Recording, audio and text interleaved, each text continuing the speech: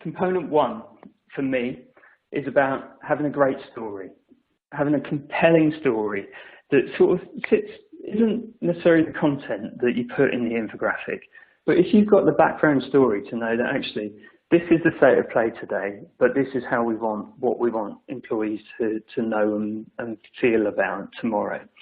And the steps that we want to do to get them there. It's just one example. That is just one example of the type of story that we want to be sharing through the infographics. This doesn't need to be distilled into content. This is just about having that backstory to know that actually this is the journey that we're on. And it does depend a little bit on the purpose behind the infographic as to what that story might be. So I think once you've got the story in place, you understand what your base is, what you're trying to achieve. It's important to then distill that back into compelling content that's relevant and well written. I think there's an opportunity in some circumstances to step away from the corporate language that employees may expect and perhaps add a little bit of a twist. Particularly when you've got a strong visual theme, you might want to tie the language up with what that theme is, just so that you have a real cohesive approach.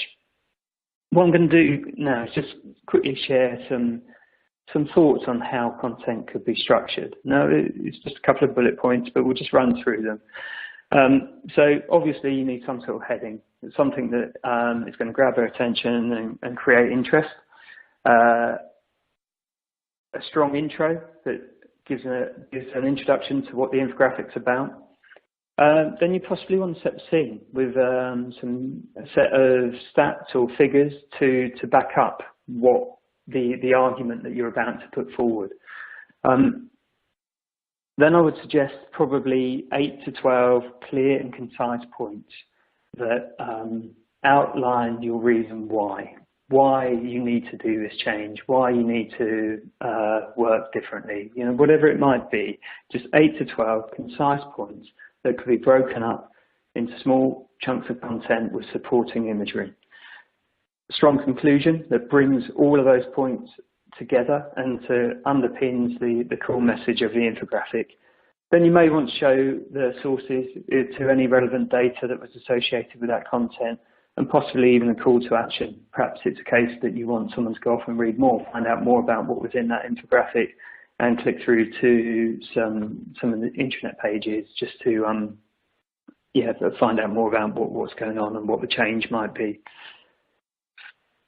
I think with anything, those sort of points that I've just listed there, they're by no means cast in stone, and every scenario or every moment could possibly be different, but it's just a guide there to run with.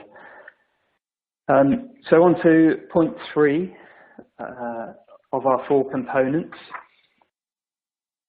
Creativity is the power to connect the seemingly unconnected. I love this phrase, and when we get down to some examples of infographics, we'll chat a little bit more about this.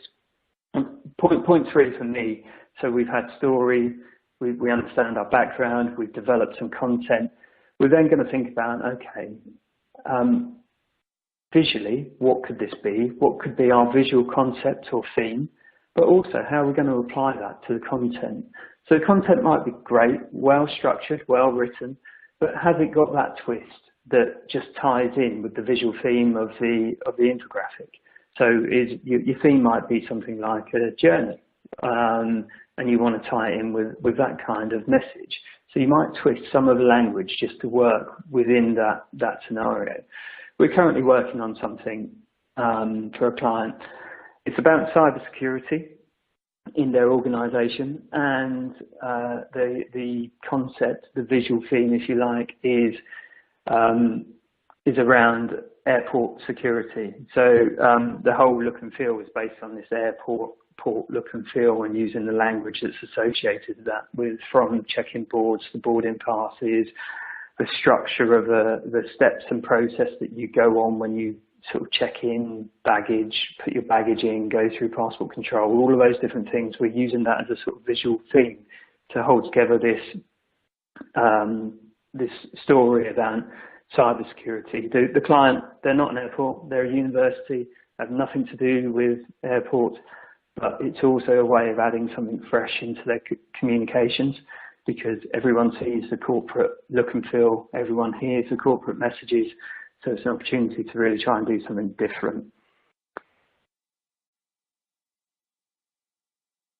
Okay, so point 4, this is a point that really underpins all of the other points. So if you've got a great story, you've got great content, you've got a great creative approach to what you're doing, both visually and within the content itself, that hopefully will become something that employees and managers love to share. But let's not assume that they're going to share it. One, let's ask them to share it. Please, can you share this? Or even if it's on the intranet or if it's on your ESN or wherever it might be, let's encourage them to share that piece of content firstly. Let's also make it easy for them to do it. You know, you see it a lot on external websites certainly, or external blogs where, you know, you're encouraged to tweet about this and encouraged to share this image and do all of those kind of things. We need to be doing that internally as well. I think also taking segments of the infographic that you created and making it something that you can share on your ESN as an individual piece of content, perhaps a smaller bite-sized piece from the infographic that you can let people share. Just one point on that whole kind of sharing thing, and we'll come on to it in a sec as well, about the format that the infographic takes. So often you'll see, and you'll see it in a moment when we look at the examples, infographics quite often, they're tall, they're thin, they're portrait in their format. That works really well online. Because obviously most of us are used to scrolling down the page, we see the content as we work down, it takes you in a logical order. But if you've got a manager that's sharing this face-to-face, or if you've got someone that's doing a presentation, then that might not work for them. Now, these things might work. They will translate most of the time into things like banners that can go up around the building if you're doing that sort of thing. But you might want to consider perhaps the format quite early on in the process. So if you know that the manager's going to be sharing this face-to-face, then you probably don't want that long tool format. You want a more standard size that they can share around. So just a small tip, but I think it makes a big difference if we're going to ask people to share the content that's been developed.